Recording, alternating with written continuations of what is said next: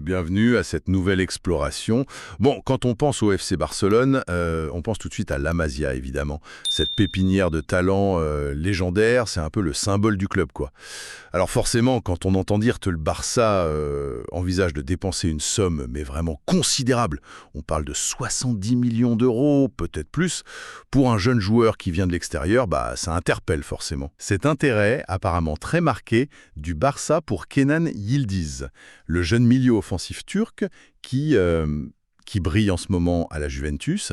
Alors, qu'est-ce qui peut bien justifier une cible pareille, potentiellement si chère, pour un club qui est normalement synonyme de formation? C'est la grande question.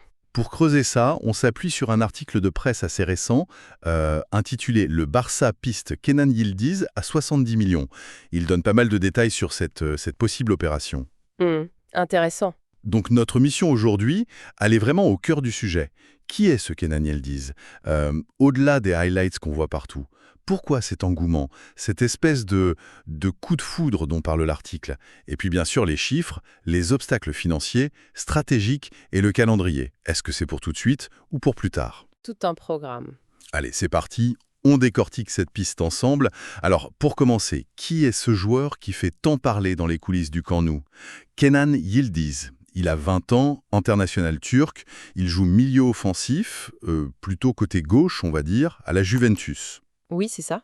Et un truc important, il ne sort pas du centre de formation de la Juve. Il est arrivé à Turin en 2022. Il était libre après avoir fait ses classes, tenez-vous bien, au Bayern Munich. Ah oui, ce n'est pas anodin, ça.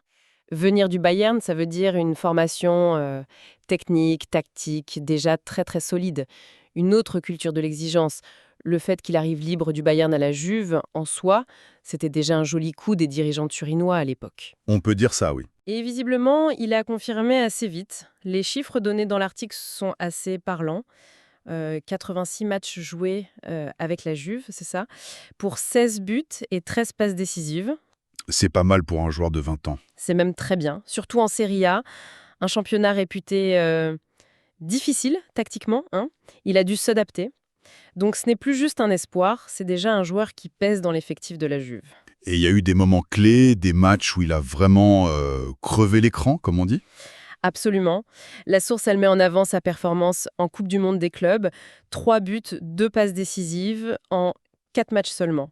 Ça montre qu'il sait être décisif quand il y a de l'enjeu, sous pression internationale. D'accord, donc pas seulement en championnat. Non, justement, il sait hausser son niveau. Et apparemment, cette saison est partie sur les mêmes bases. Déjà 2 passes décisives sur les 2 premiers matchs de Serie A. Il confirme, quoi. Bon, donc on a un jeune joueur, déjà performant, formé dans un grand club, avec de l'expérience internationale. Mais alors, quid du contrat? C'est souvent là que ça coince. Bah oui.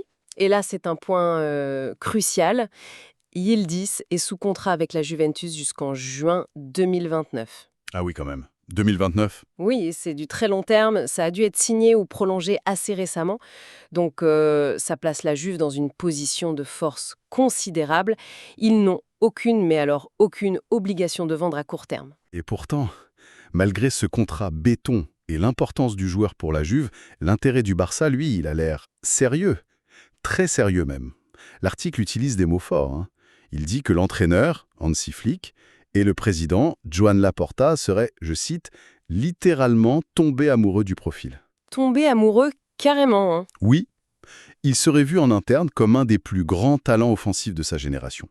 C'est presque un coup de foudre sportif, quoi. C'est une formule qui marque, c'est sûr. Et ça interroge. Qu'est-ce qu'il a de si spécial, ce Yildiz, pour provoquer un tel emballement? Au-delà de son talent brut, l'article insiste beaucoup sur sa polyvalence. Ah oui. Oui, sa capacité à jouer sur l'aile gauche, son poste de prédilection, mais aussi à rentrer dans l'axe ou même à dépanner à droite. Ça, pour les recruteurs, c'est un atout énorme. Et pourquoi c'est si précieux cette polyvalence pour le Barça de Flick en particulier? Hansi Flick, on connaît son style. Un jeu offensif, très dynamique, avec beaucoup de mouvements, de permutations entre les joueurs. Donc, avoir un joueur qui peut dribbler sur l'aile, mais aussi se projeter entre les lignes, combiner dans les petits espaces, finir les actions, c'est de l'or en barre pour lui. D'accord, je vois. Ils disent, il coche pas mal de ces cases apparemment. Il apporte une forme d'imprévisibilité qui peut être très utile, surtout contre les défenses regroupées que le Barça affronte souvent. Mais ça nous ramène toujours à cette question, la Masia. Le Barça, c'est Gavi, c'est Pedri, même s'il vient d'ailleurs à la base, c'est Lamine Yamal maintenant. Pourquoi aller chercher ailleurs pour un prix qui s'annonce fou, un profil offensif alors que, bon, c'est un peu leur spécialité, non? C'est tout le paradoxe que soulève l'article, oui. Il y a plusieurs lectures possibles en fait. Soit le staff technique pense que Yildiz a vraiment quelque chose d'unique, un mélange de puissance, de technique, de sens du but, qui ne trouve pas exactement chez les jeunes de la Masia qui sont prêts pour le très haut niveau là, maintenant sur ce poste. Hmm. Soit c'est plus stratégique. On reconnaît la qualité de la formation, bien sûr, mais on pense qu'il faut injecter un talent extérieur, déjà confirmé en Europe, pour accélérer le retour du club au sommet, surtout en Ligue des Champions. Un peu comme un statement signing, une recrue qui envoie un message fort. Exactement ça. Ça peut envoyer un signal fort en interne comme à la concurrence, mais bon, ça pose aussi des questions sur l'équilibre.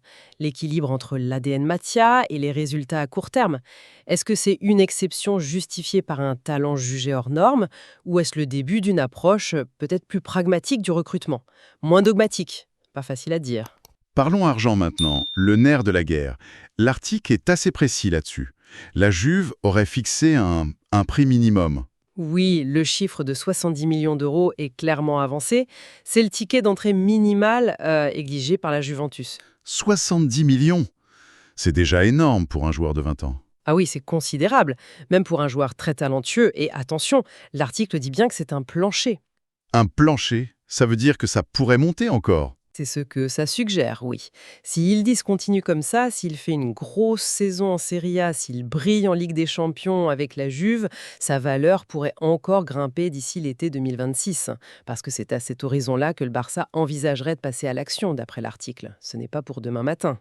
D'accord, donc 70 millions minimum, peut-être plus, et pas avant 2026.